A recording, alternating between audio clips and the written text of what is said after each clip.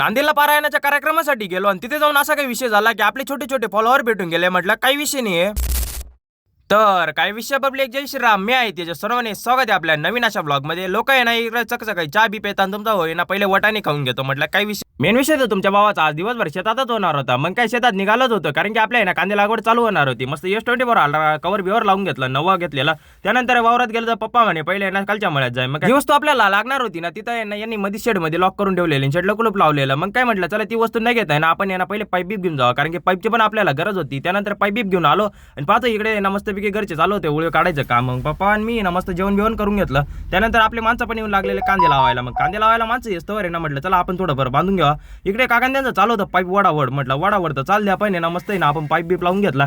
Motor बिटर चालू करून तुमचं आलो बा डायरेक्ट बाऱ्यावरतीच जेवायला कारण की घरचे सर्व इकडे बसलेले जेवायला. मला दिलं बाऱ्यावरती काढून.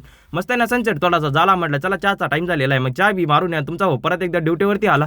ड्युटीवरती आलाय ना म्हटलं चला आता ड्युटी वगैरे खतम केल्यानंतर डायरेक्ट राम मंदिरला डायरेक्ट नांदीला आलो. नांदीला आहे ना पारायणाचा शेवटचा दिवस होता. तिथे जाऊन आपले छोटेसे फॉलोअर भेटून गेले. मग त्यांना पण भेटून घेतलं आणि त्यानंतर तुमचा भाऊ मस्त दर्शनाला आला. मस्तपैकी दर्शन वगैरे करून घेतलं. म्हटलं चला आता भोजनाचा पाहून घेऊ. मग काय भोजन बिजन करून घ्यायचं. म्हटलं भोजनाला बसल्यावरती एक गोष्ट दिसली कारण की ना नांदेडवाल्यांनी अजून पण जुनी परंपरा आहे ना अजून टिकून ठेवलेली मस्त या पत्रवायांची. म्हटलं काही विषय नाही चला कीर्तन बिर्तन ऐकतो तर तुम्ही फॉलो वगैरे करून चला. जय महाराष्ट्र मित्रांनो.